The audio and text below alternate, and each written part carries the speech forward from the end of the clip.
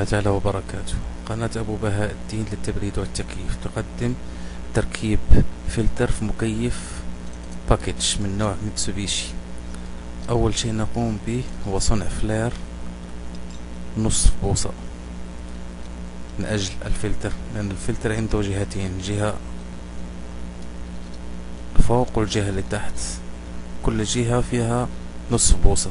يجب وضع صنع 2 فلير من الجهة نصف بوصة للتركيب.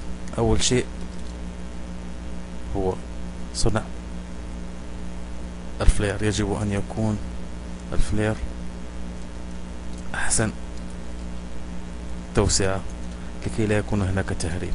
نقوم الآن بإعادة توسعة من جديد ليكون الفلير مضبوط.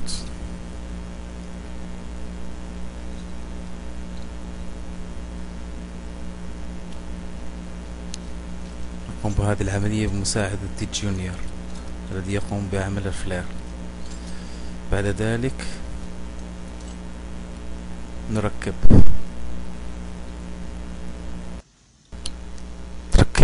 الصامولة من فوق.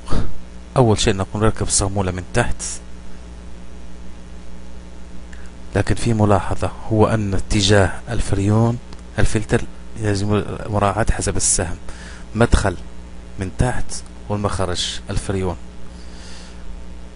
لأن لو قمنا بعكسه لا يكون هناك تصفية للفريون من الزيت والشوائب التي تكون في خط الدفع.